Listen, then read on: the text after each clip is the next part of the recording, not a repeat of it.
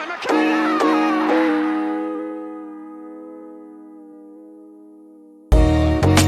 cushion header. And Gerrard! What a head, son! What a head!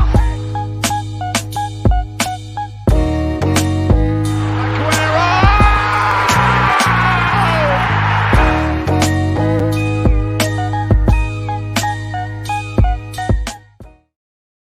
Hello and welcome back to the Premier League Trio podcast. My name is Hayder and I'm your host as usual today. I'm delighted to be joined by Kieran Maguire, who is the author of The Brilliant Price of Football and generally just an expert in the field when it comes to the finances in football and sort of the business side of it. So Kieran, welcome to the podcast. Thanks very much. Looking forward to this. Should be some fun. Absolutely. And let's just start on the impact of COVID, because I think we're in very unprecedented times. And I think what people probably don't realize is, although football's just, full of money, actually a lot of the big clubs are struggling around Europe. And what impact has it had particularly on the Premier League clubs? Let's start with Man United.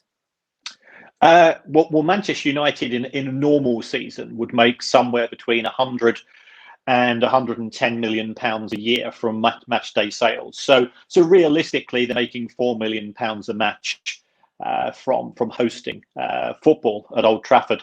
So that they missed out on 6, 7, 8 matches last season by the time you throw in the Europa League matches. So that was 30 million pounds plus. We don't know when they're going to be playing at Old Trafford again. So every time a match takes place, then it's a lost opportunity to make 4 million pounds. On top of that, clearly they've got merchandise sales. They're not Manchester United as a global club, and I've lived in Manchester for most of my life. I see the people going into the megastore, doing the stadium tours. All of that income has dried up to a large extent. So on the back of that, they are being hit. United are a well-run business. They do have cash in the bank, so effectively they're using their savings. They've taken out an overdraft facility as well to cope with COVID-19. But times are tough. Absolutely, and a lot of fans are asking about this overdraft facility. Some fans are just probably misunderstood on that. It's not a like 140 million pound loan. It is a credit facility where they're trying to cover for, I suppose, the operating costs. That's very much so. If you take a look at football, people think that the money's coming in, week out, but that's not the case. The Premier League normally give 3 payments a season to clubs. They give one effectively before the start of the season to help the clubs pay the wage bills on a monthly basis. Manchester United have got a wage bill in excess of 25 million pounds a month, for example. So the clubs get a very large payment from the Premier League at the start of the season. They get a second payment in December, and then they get a final payment normally towards the end of May, except in 2019-20, not all of it was paid at that date, which is based on the formulae that the Premier League use for the distribution of money between clubs, and that's linked to the number of times that they appear live on domestic TV. So clearly for a club like United, which is box office as far as Sky and BT and Amazon are concerned, so United tend to appear a lot of times on TV, regardless of where they finish in the table. And then there's a final payment which is linked to the final league position. So clearly some of those payments couldn't have been made before the end of the season because we have to wait until the final numbers are crunched. Brilliant. And when you look at the TV money, so am I right in understanding that this is a massive chunk for a lot of Premier League teams, and that's why you're seeing the likes of Leeds being able to go and buy someone like Rodrigo de Paul over Juventus, who's a European powerhouse, because Premier League teams have a lot of money to spend usually from the TV deal. But have United not received the TV deal as of yet because of what's been going on, or is that something they have received? Because usually no, United will have received that, but remember that they've got this £25 a month wage bill they've also got outstanding instalments as far as the transfer market is concerned. So United actually owed at the end of, I'm just looking at my numbers here, United owed at the end of the 2018-19 season, they owed £188 million in outstanding instalments for players. Because if you're a club such as United and you're signing players for 40, 50, 60 million pound deals, United don't just write out a check. Ed Woodward doesn't pop down to his local branch of Santander or whoever it is with a check for 60 million pounds to Real Madrid or to Porto or to Crystal Palace. The money is paid in instalments. So United already had commitments to paying out large sums of money over the course of the summer of 2020 before they had the arrival of the pandemic.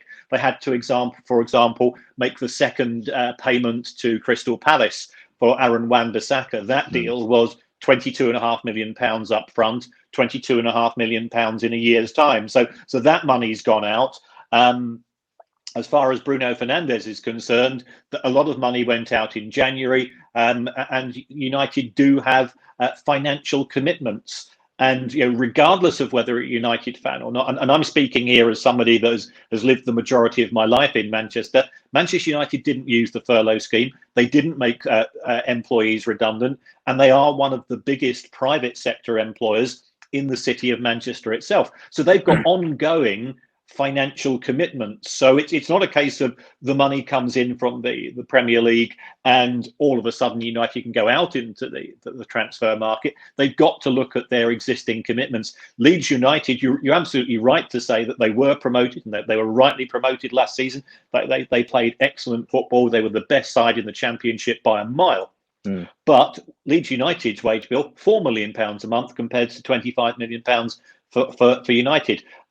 Leeds didn't have outstanding significant commitments as far as the transfer market was concerned. So therefore, when everybody gets that first instalment from the Premier League, which is an equal instalment between all 20 clubs, it means that Leeds had more wiggle room in order to spend it, because what the Premier League want to do is for those clubs that are promoted from the Championship, they want to give those clubs an opportunity to go out into the transfer market, because otherwise, if anybody watches the Premier League, it's such a brutal division that if you came up and you couldn't spend money as a promoted side, you are automatically guaranteed to go down in all probability. So that's why we've seen these clubs spending money, because they've got a financial advantage to the bigger clubs in the sense that they haven't got the existing large wage bills. Yeah, that's absolutely spot on. And that's what makes the Premier League so great. If you look over in Spain, for example, the money I don't think is distributed equally throughout the league. I do believe that the two top teams, maybe you can correct me if I'm wrong, but Barcelona and Real Madrid do get a larger chunk. So I think that's something that's definitely good for competition-wise. But let's talk about United's outgoings, because I think one of Man United's fans' biggest gripes, and let's just talk about from a fan point of view, is that when we sell players, they're obviously sold for much less than you would like. And I think a lot of that's got to do, as you said, the wage bill is huge. And when you think about the players that are actually in the squad with those wages, and you're looking around the Premier League, there are Manchester City's wage bill is probably much more manageable than ours is, or that players are paid less inflated wages. But Romelu Lukaku left last year, and I believe the credit terms are actually very favorable towards Inter. How much money is coming in with United, and is this a problem that you've seen for United over the past 7 years because they've probably spent badly? Because I don't think they've not spent. It's about 1.2 billion that's gone out.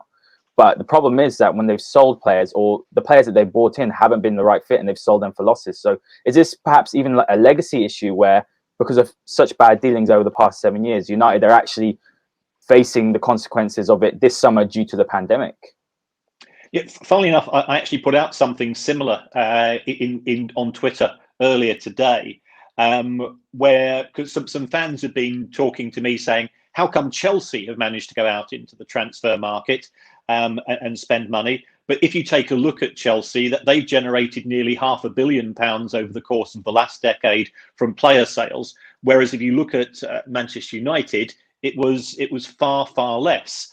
So under those circumstances, Manchester United have historically been a buying club, and they've either held on to players or those players haven't worked out. So if you look at Di Maria, Veron, players of that nature, United fans could probably list a large number of players whom they've bought in the hope that they would help the club to progress, and they've not delivered to the same extent as fans had originally hoped for, which means that when you come to sell them, they are tainted to a certain extent. There's also the issue that as far as wage bills are concerned, Manchester United do have the highest wage bill in the Premier League. So when United are trying to negotiate with other clubs, the players saying, well, I'm not prepared to move if it involves a significant pay cut. So what United end up doing is dropping the asking price for the player, because when you sign a player, you look at the total cost over the life of the contract, which is going to be a combination of wages for 3, 4, 5 years, however long it's going to be, plus the transfer fee. If the wages are high at United and you're trying to buy from United, then you say, well, United as a club need to drop the asking price, otherwise we're not prepared to do the deal. So it does mean that United's profits on player sales have been modest. I think there have been criticisms, and I just deal with the numbers. I don't tend to get bogged down in player A is good or bad. That's not really my area of research. But what we are seeing, as far as Manchester United is concerned, is that they historically, I think, over the course of the last decade, had managers who were perhaps dictating to the club, and from my observations as a researcher, in the post Sir Alex Ferguson period, big personalities like Jose Mourinho, Louis van Gaal, they wanted to be in control of the transfer activities of the club, and to a large extent they were able to do that. And it meant that the buys were not necessarily good fits for the club. They hadn't necessarily been researched in terms of the data and analytics that we see at the likes of Liverpool, Manchester City and Leicester, who in my opinion have got the three best data analytics team in the Premier League. And it's only over the course of the last 18 months or so that Manchester United have started to realise that we need to take a different approach, and to give the club credit, I think that's the approach that they have taken in terms of recruitment. And it's up for United fans to say whether or not that's been successful. I'm not a United fan. I don't have the closeness to the club in terms of watching them every match to make a comment on that. Yeah, that's really well put. I would definitely say that over the last probably 2 windows, the purchases that we have made, maybe not Harry Maguire, because I think that's a very massive outlay for a player, probably not worth that amount. But on the whole, I would say the money has been spent better, and the recruitment and scouting has been better. But let's look at the sponsorships before I ask you about sort of Dortmund and Sancho, because a lot of people think that Dortmund, because they made a loss. Let's talk about that first. Actually, they made a loss of 40 million, I believe. And look, a lot of clubs have made a loss. I believe United have as well. But my understanding is Dortmund have made profit upon profit upon profit over the last 4 or 5 years. So in any case, that would be a situation where you could absorb that loss. Am I correct in saying that? That's right. I don't think you should ever look at one set of accounts in isolation. It doesn't give a broader indication as to the financial acumen and cost control in relation to the club. Certainly, Dortmund historically, over the course of the last decade, they have been a development club. They've been very successful in identifying players, paying good sums for them. You think about they signed Haaland and Bellingham and players of that nature, whom they will go on to sell at a profit at a future point in time. And the reason why they do that is simply, compared to Bayern Munich, Dortmund's income is far, far lower. It's not like in England, where we do have 4 clubs who are reasonably close financially, and in that I mean the 2 Manchester clubs, Liverpool and Chelsea. Then we've got Arsenal, who have dropped off the pace, and then finally, as far as the Big Six is concerned, Spurs. But and that's reflected in Spurs' finances. Dortmund have had a tough year. but then I don't expect any clubs to be announcing big profits for 2019-20, because for the last third or the last quarter of the year, they've been playing matches behind closed doors. Sometimes those matches have been taking place after the end of their financial year, so therefore they're not able to show the revenues from that. So the 2019-20 accounts for clubs are all going to be pretty horrendous reading, but you've got to read them in the context of a global health crisis. Yeah, absolutely spot on. I think everyone's going to be struggling with the current situation. But moving on to Jadon Sancho, what we've seen is United have actually managed to secure Donny van de Beek for a very reasonable price, I think, of 40 million euros, I believe. And look, I think the issue that I see with the Sancho deal is that clearly United have money to spend, but to be putting such a large amount up front is obviously very difficult. Is it a case of United need to, I mean, just from a financial point of view, clear more players off the books in terms of the wages, because the wage bill, as you said, is close to 300 million or above? Is it a case of United could afford it if they, sell players on or remove players, or is it a case of just that Man United don't want to pay that price even though they have the money? Because I think that's what people are finding difficult at the moment. Where is it a money problem, or is it simply just the price is crazy and in this current time they just don't want to pay it? I think what the United board have done is they've taken the view that they're concerned about the sustainability of the club. We don't know when the next match is taking place at Old Trafford. It could be another 12 months, in which case Manchester United are going to lose over £100 million in terms of revenues which haven't been generated. So therefore, they will have prepared 3 or 4 budgets over the course of the next year. One will be with no crowds coming back, one with 20%, another one with 30%, another 50%, and so on. And I suspect they'll have to go and put the shutters down and go and lie down in a dark room after looking at those numbers, because it does take a significant hit to a club such as Manchester United, who've got a 76,000 capacity stadium, who sell out every match, and also have very good catering, hospitality, match day experiences. They've got the museum. All of those income streams, all those taps are being switched off. And therefore, if you're switching off the taps for the money coming in, you've got to look at the money going out at the same time. United have to pay their wages. They've clearly committed themselves to paying players' wages in full. There's no evidence of deferrals or wage cuts. And as I said, I will give the club full credit for not making staff redundant as a result of the pandemic. I think it's a shining example, and the vast majority of clubs in the Premier League, to give them credit, have taken exactly the same approach. So with all of those cost commitments, ultimately transfer spend is what we refer to as discretionary.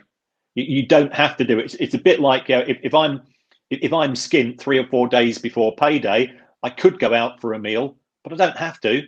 So you focus on those costs which you have to pay. United have to pay the electricity bill. They have to pay the postage. They have to pay for their IT systems. They have to pay the wages.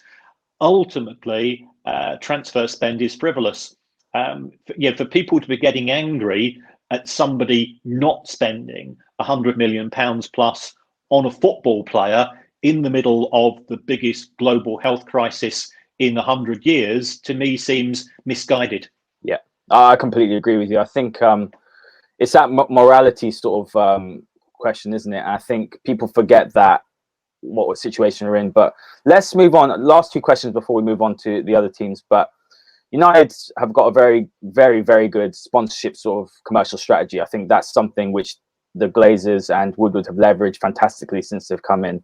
I'm not the biggest Glazers and Woodward fan, if I'm being honest, and I will ask you about the leverage buyout, that obviously how they secured the club. But how integral have the sponsorships been for Man United? And am I right in believing that Chevrolet are also going to be, it's going to be up in 12 months. They will be looking for renewal, or United will be looking elsewhere. So that puts United in a difficult position. It's probably not the best time to be doing renewals. And in terms of leverage buyout, how much an effect has the debt and the interest had on United's spending power over the past 10 to 15 years since the Glazers came in? Well, in the initial period of ownership of the Glazer family, and for those people who are unfamiliar with this term leveraged buyout, it's when somebody buys something with the equivalent of 100% mortgage. So prior to the Glazer takeover, Manchester United had zero debt and they had cash in the bank. So they were actually earning interest each year. Since the Glazers took over, Manchester United have paid out a total of £826 million in interest on loans. Now, the vast majority of that interest was in the early years of the takeover by the Glazer family. And the reason for that is that Manchester United's income was less than half what they're earning today, probably about a third of what they're earning today. And therefore, the banks were concerned. The banks saw Manchester United as a risky loan. And anybody that watches daytime TV, and I hope nobody ever tries to get involved with these sharks, is that if you are a high risk individual, perhaps due to poor credit history, which, to be fair, United didn't have, but United were borrowing practically the equivalent of 100% mortgage. And therefore, the initial loans, they hit a peak of 16.25% interest on a £700 million loan on some of that money that was borrowed. So United were paying interest of up to £100 million a year. That's £100 million that didn't go into the playing budget. Since the listing of the club on the New York Stock Exchange, on the NASDAQ, they have managed to reschedule the loans. The banks started to take the view as they saw the commercial income rising. And here, I think you do need to give Ed Woodward and his team a lot of credit, is that the additional money that was being generated by the commercial team was used to pay off the interest, and it impressed the bank. So when those loans came up for renewal, what the bankers were willing to do was to take a significant cut in the interest rates, and Manchester United are now borrowing money between 2.25 and 3.75%. So the interest cost is around about, just looking at my spreadsheet here, they're paying around about £20 million a year compared to 3 or 4 times that a decade ago. Ed Woodward deserves, therefore, some credit, in fact, a lot of credit, for helping to steer Manchester United through pretty choppy waters in the first few years of the Glazer ownership. I agree. I think it's there's a lot of misconception around the interest and the debt. I think obviously with United being debt free for so long, and then to be saddled with debt, I think people debt's good in business, isn't it? I mean, can you explain what it means by when people say debt is good in business? Well, if you borrow money and you invest that, then you'll get a return from the investment. So Spurs have borrowed £637 million for the new stadium. They've also taken out a recent loan of £150 million. But what have they got? Spurs now have a stadium which the old White Hart Lane was at most going to generate £35 million a year in match day income. The new stadium can generate £100 million a year, at least, in my view, in terms of match day. And you've got the benefits of much higher hospitality, catering. It's because they've got the sliding pitch, and I suspect most people have already watched the first 3 episodes of the All or Nothing documentary on Amazon Prime. I can't wait to watch it. I'm going to watch it later on today. Yeah. Right. So what Spurs have done is that Spurs have borrowed a lot of money. They are paying £15 million a year in interest to the banks. Clearly, £15 million is a huge sum of money. But what they've got on the back of that is a stadium which is going to generate an extra 60, 70 million pounds a year from ticket sales, plus the NFL sales, plus the concert hosting, plus the increased catering and sundry income. So that is a positive return. I think in terms of Manchester United, the downside was that the money that the Glazers borrowed wasn't invested as such. It was used to buy the club. And therefore, as somebody that, I played cricket for Trafford Cricket Club for an awful lot of years, so I'm fairly fairly close to Old Trafford when I'm Yeah. playing. I think that Old Trafford, yes, it's iconic, yes, it's famous. I think it's Needs looking a bit investment. tatty. Yeah, I completely agree with you. That was one of my issues, that when I was doing a bit of research, because obviously, that there are some very difficult readings in terms of financials. About 1.5 billion is come out in terms of payouts. Not all of that obviously is dividends. About 200 million, I believe, has gone to some sort of payouts. Not just the Glazers, though. There are a few hedge funds as well that have invested. But the rest of it has been gone to the interest and the debt.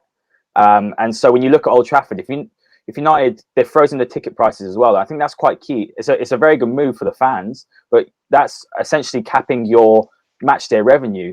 If United had even expanded by another 20,000, and it is falling apart, there's sections of the ground where the rain just comes down and just soaks people. And I think that's where United fans have a lot of issues, is that they haven't really invested any of it into the infrastructure of the club. For example, the training ground, I would say United's training ground is nowhere near on the level of Tottenham's new one or Man City's. So in that respect, that's why United fans, I think, are upset that they haven't invested into the club. But then they have been very good. I think the club have been excellent, as you say, during the pandemic. So depends how you see it. But yeah, go on, Kieran. Yeah, I mean, I've got the numbers in front of me. In 2010, so I've been sort of doing some work on the Premier League finances over the course of the last decade. In 2010, Manchester United's matchday income was 106 million. In 2019, it was 111. So there's been no growth over the course of the last decade. Whereas if you compare it to commercial income, and this is the criticism that's levelled at Ed Woodward, which I don't think is necessarily fair. The start of the decade 81, end of the decade 275. So that's more than trebled. Again, you've got to look at both sides of the coin here. Manchester United have frozen season ticket prices, and they deserve some credit for that. And also, United have they sell a fair number of season tickets as well. If you compare the Manchester United business model to that of Liverpool, Liverpool have got 54,000 capacity stadium, but they sell only 27,000 season tickets, and the reason for that is that the rest are sold on a match by match basis, where you're able to command far higher prices. So, I think United's management team, they haven't ripped the fans off in terms of season ticket prices. They have had the biggest wage bill for most years in the Premier League. So the money has been spent. As for the quality of that spending, I'm not a United fan. I'll let other people make that decision.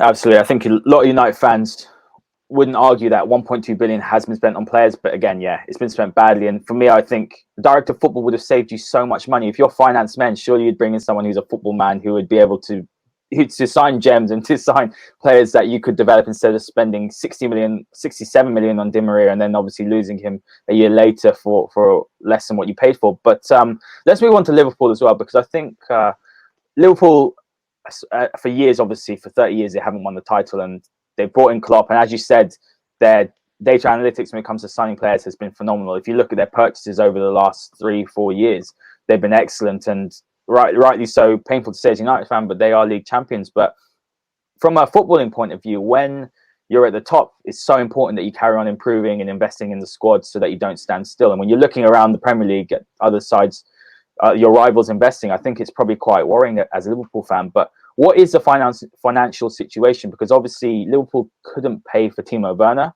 which is a £50 million release clause, I believe. And now we're seeing Thiago, who's available for less than that, I believe £30 million, perhaps, I think so. But it looks like Liverpool will need to sell before they can buy. So why is the money so tight for Liverpool? And what is their financial situation currently? Well, if you take a look at Liverpool over the course of the last 6 seasons, in 5 of them, what Liverpool try to do is to break even on a day-by-day basis, and then they've been quite successful at selling players, Suarez, Sterling, Coutinho, and co. And they've used that to invest in the market. They've not had big sales recently. So therefore, they've not, over the course of the last 12 months, they've not spent money. But it could be argued that they didn't spend money in 2019-20, and they delivered the Premier League title at a ridiculously early stage. So they weren't hampered by that. If we look at 2 or 3 transfer windows, yes, they have been very quiet. I think in order to spend money to improve the quality of the Liverpool starting 11, you're going to have to go and spend some ridiculous sums, because there's not too many weak links in that team. So I think that's the view that will be taken by the manager. Again, I teach at the University of Liverpool, so I share an office with a Liverpool season ticket holder, and he says he wants his club to be doing the right thing for the city. And he would much rather that jobs were preserved than money being spent on large sums on squad players who won't necessarily improve the starting 11.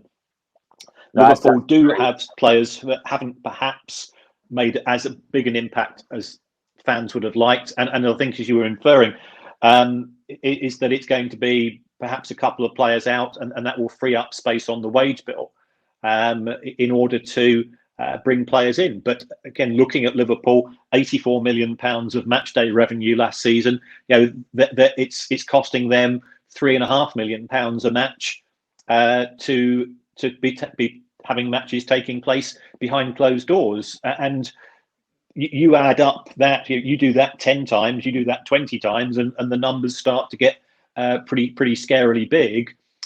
So again, to be seen to be frivolously spending money on the transfer market, I think from a financial point of view, is folly. Everybody wants football to return, but until it does return before full crowds, then spending money in the transfer market is really a non-issue. From my perspective, clubs need to be concentrating on sustainability and making sure they can make ends meet, rather than gambling. And just because you do spend a large sum of money on a player doesn't guarantee that player will be good. I think Barcelona are a classic example. You look at Dembele, you look at Coutinho, you look at Griezmann. But Barcelona have just thrown it against the wall, and they've got so little back. And I think Liverpool are aware of that as well. Barcelona probably would be, from a financial point of view and a business point of view, it'd probably be best for them to get rid of Messi because of his insane wages than to keep him. And that club's a mess. So let's compare this then to Manchester City and Chelsea. Obviously, they've got a very different business model. Both have very, very rich owners. And it seems to me that in the time of the pandemic, that's actually allowed them to be one of the stronger ones in the market. It seems to me that naturally it's a buyer's market at the moment. If you have the money as Chelsea, I mean, Chelsea's business has been fantastic. I would also say that Chelsea's business has actually been pretty reasonable for the players they have bought. If you're looking at someone of Timo Werner's quality for 50 million, Havertz potentially to come in imminently, he's about 72 million up front, I believe. You're looking at Ziyech, who's about 35. So although they've spent large sums, they've spent it well, but why can Chelsea go out and spend this money? Is it to do with the transfer ban? So they've gotten the sales from Hazard and Morata, or is it simply a case because Abramovich has the money to invest in the club? And the same for City, because obviously we had the CAS ruling, and it seemed that City weren't spending much money, and then since the ruling and now they're in Europe, they are spending the money again. So how come these two clubs can emerge as the biggest spenders in Europe? Well, I think you need to look at this from two perspectives. First of all, from a cash point of view, do the clubs physically have the cash to go out in the markets and buy players? In the case of Manchester City and Chelsea, given the benevolence of their owners and the wealth of their owners, cash has never been a problem for either club. Then you've got to look at it from a financial fair play perspective. I crunched some numbers this morning in preparation for the show. Chelsea have made £458 million over the course of the last decade from profits on player sales. Now, that goes into their FFP calculations. You made reference to Morata, you made reference to Hazard. Chelsea have made an absolute fortune from the sales of those two players. But it's not just that. Remember, Oscar went to China for a fortune. They sold Diego Costa. They've sold Ramirez and players who people perhaps forget about. But every time they're doing that, they're making 30 or 40 million pounds of profit. So that has meant that Chelsea, from an FFP point of view, were in a strong position. As soon as they qualified for the Champions League for next season, that means that they could also increase their budget, because the Champions League is worth up to around £100 million in terms of broadcasting money alone. Then you've got sponsor deals. Then you've got, let's hope we are returning to some form of football before paying audience. So the Champions League is incredibly lucrative. If you compare that to the Europa League, and Chelsea weren't guaranteed as which competition they'd be in, remember, Champions League, you're looking at probably £30 million compared to the 100 million from the Champions League. So Chelsea immediately knew that they had extra money to spend for next season, because that hadn't been budgeted for when Frank Lampard came in as manager, as far as this forthcoming season is concerned. All of these are positives. The same with Manchester City, and I think you hinted at the right thing. Manchester City, why didn't they buy Harry Maguire ahead of Manchester United last year? Because they weren't prepared to match United's wages, and they weren't prepared to match the fee being demanded by Leicester, because City knew that there was a potential ban. So therefore they were relatively quiet as far as their involvement in the transfer market is concerned. Now that the CAS verdict has come through, and also Manchester City are in the Champions League, all of a sudden that they've got more money than we would have expected them had those situations been reversed. So these clubs are spending money because, as far as their budgets are concerned, it's a dull, tedious word, but they've got more money to play with than their worst case scenarios when they were doing their sums a few months ago. That's fantastic insight. And the CAS verdict, a lot of fans are upset. They're calling it the death of FFP. Are you able to give a bit more insight into what Man City were accused of, and how they managed to reverse the appeal? Well, the accusation that was made by UEFA against Manchester City was that Manchester City had received money from the club owner. Now, under FFP rules, owners can put in as much money as they want, but only 25 million euros over a 3-year period of that money is allowed to be counted towards financial fair play. So the accusation that was made against Manchester City was that the owners were putting money into the club, but they were putting the money into the club and claiming it to be commercial income from sponsorship deals with the likes of Etihad and so on. On the basis of the football leaks and the revelations in Der Spiegel and organisations of that nature, UEFA brought charges against Manchester City, and in the view of UEFA, Manchester City were guilty of those offences, and that's why the 2-year ban was introduced, along with the €30 million fine. When the CAS lawyers took a look, and remember, this is a majority verdict. It's not a unanimous verdict. It was 2-1 in favour of Manchester City.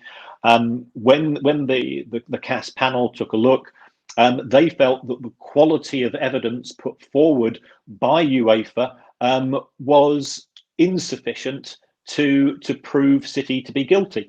Also, some of the evidence put forward by UEFA was inadmissible because under UEFA's own rules, there's a statute of limitations. The data has got to be no more than 5 years old. So some of the accusations were out of date, and a lot of the rest of the accusations were based on leaked emails. They weren't necessarily investigated and followed up to a degree by UEFA, which could enforce the punishment.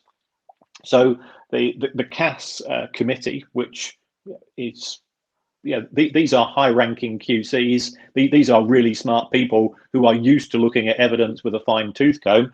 But they reached the conclusion that ultimately, remember, we are innocent until proven guilty, and the burden of proof is therefore on UEFA. The quality of UEFA's evidence wasn't good enough, and therefore, as you would expect in any other court of law, Manchester City were absolved of the charges. They were given a €10 million fine, and the reason for that was for non-cooperation with UEFA, which I can understand. We all are supposed to be in the football family together, but as we all know, football clubs hate each other. Remember, eight or nine Premier League clubs wrote to UEFA going, "High five! We're really pleased with the 2-year ban for City."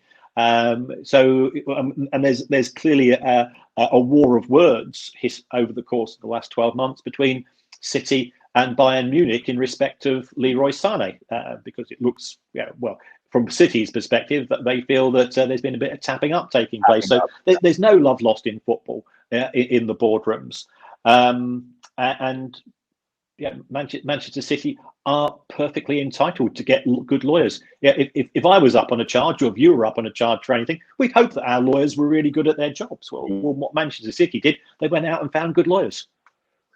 Yeah, absolutely. It's a fascinating insight. I think when I look at Manchester City, I spoke to a Man City fan who's a BBC broadcaster earlier on in the week, and he said that as a City fan, the impression he got, and he's spoken to a lot of board members, is that the football elites, so the Bayern Munichs, the Manchester Uniteds, the Liverpools, the more prestigious, well-known clubs, they're acting like a cartel. They don't actually like the fact that a club that's having a lot of money since 2008 has now come in and is spoiling the party. And a lot of this is his view. I'm not sure I necessarily agree. Maybe you can give a better insight. As you said, there are board politics, but his insight is that they don't like the fact that someone has come in and hasn't got, I suppose, the history, the prestige of these other clubs, and they're doing everything they can to stop them coming in. I mean, no one's done that with Chelsea, though. I mean, I think obviously FFP wasn't there when Chelsea came in, but Chelsea came in, Abramovich, rich sugar daddy, and just plowed millions and nearly billions into the club. So is this true that actually the football elite are trying to sort of consolidate their position and not allow any of these other teams to break in through rich owners? Old money never likes new money. Doesn't matter what walk of life you deal with. And this has certainly been the case as far as football is concerned. In respect of Chelsea, there was a lot of sniping. We need to go back now to 2004, 2005. That Abramovich effectively bought the title under Mourinho. And if you take a look at the money being spent, then when it happened again with Manchester City and it happened again with PSG, I think it's fair to say that the established successful clubs in Europe, as you were inferring, they said, well, yeah, enough is enough, and we don't want another. Okay, we can't turn back time, but we don't want another Manchester City, another PSG, and that was part of the reason why financial fair play rules were introduced. One of the original ambitions of financial fair play was to reduce debt in European football. Well, Manchester City don't have any debt and PSG don't have any debt because their owners have put the money in all through shares. So therefore, FFP had to be changed in a way to stop clubs such as PSG and Manchester City just hogging the transfer market. And it has worked to an extent, because the very fact that Manchester City didn't buy Harry Maguire and they didn't buy Alexis Sanchez because they felt that they didn't want to put themselves into a financially challenging situation is, to me, proof that FFP, for all its faults, and when FFP was introduced, I sat down and I came up with 10 schemes that I felt could be used to circumvent FFP. And I'm just a teacher, okay? I'm nobody. And I think, well, if I come up with 10, I'm sure that the football clubs will be talking to their lawyers and accountants who are 10 times smarter than I am, and they'll come up with some absolutely amazing stuff. And I think that's proven to be the case. So FFP, it still acts as a brake, because without FFP, you've got to ask yourself, just how much would Manchester City or PSG be spending? And City are certainly at the top table, but they're not on a table by themselves, and that's because FFP is acting as a restraint. Absolutely, I agree with that. It's a fascinating insight. Thank you very much, Kieran. Let's move on to the last two clubs, the two North London clubs. I think as you did mention, they are probably a little bit behind the rest of the four that we've mentioned in terms of financial might. It's not that Arsenal don't have a rich owner. I mean, Stan Kroenke is massively rich. I believe he's worth what, eight? Is it 8.7 billion? I think maybe, or is it three? Yeah, just behind you and me, I think, in the world rich list. Yeah, just fine. But yeah, so he's obviously a very, very rich man. He's a very good businessman. But Arsenal, from what I've seen and from my research, they've got more of a self-sustaining operating model. That's why for them, Europe was very important to get into, because all that money that's coming in, they're going to spend. I wouldn't say Arsenal haven't spent in the last few years. I mean, they went and spent an enormous amount on Pepe. They've got Lacazette and Aubameyang combined was over 100 million. They've spent money, but why is it that Arsenal haven't invested, I suppose, huge amounts? Obviously, they had a new stadium. Is that the reason why, or is it just the fact that the owners are happy getting into top four, and they don't see the financial benefit of spending more to go and challenge the top two? I mean, for example, if they spent 200 million, maybe the return between fourth and first is an extra 30 million. For them, probably it's not worth it. And with Tottenham, with the new stadium, I'll couple these together in the last 5 minutes. But Tottenham with the new stadium, obviously, as you mentioned, they've got a lot of debt now. Is this going to hinder them now, like it did for Arsenal, for the next 3, 4, 5 years? If we separate those out, Arsenal, clearly a very prestigious club, very successful club. They are not Manchester United. I mentioned to you commercial income. Manchester United's commercial income, £275 million. Arsenal's commercial income, 116. Manchester United have got a £150 million head start on Arsenal before the season kicks off. And this is reflected, first of all, in the amount of money that United spend on the transfer market, and secondly, the wage bill. Arsenal's wage bill is £100 million behind that of Liverpool, Manchester United, and Manchester City. So they are. That's why when I was talking to you earlier, they have been cut adrift to a certain extent, because this sort of the arms race in terms of wages spending. Arsenal just decided that they were going to drop out. And if you drop out for 2 or 3 years, you do become adrift. I mean, if anybody's ever run a marathon, if you're in a group of 5 or 6 people and you're matching each other pace for pace, if you say, I'm just going to take my foot off the gas for the next half a mile, you will not get that back. I can guarantee it. Yeah. And that's what's happened with Arsenal. They have always been a wee bit behind Manchester United as far as overall income is concerned. Liverpool, I think, have very successfully leveraged on the history and the heritage of both the club and the city to probably generate more commercial income than you would expect for a club that hasn't won the Premier League for 30 years. And that's now come to fruition. So Arsenal haven't quite had the same amount of money being generated. And then Stan Kroenke, and remember, Stan Kroenke only acquired the full ownership of the club a couple of years ago, because Usmanov was involved there as well, and Usmanov owned nearly a third of the club. So therefore, there were issues in the boardroom, which meant that not everybody was rowing in the same direction.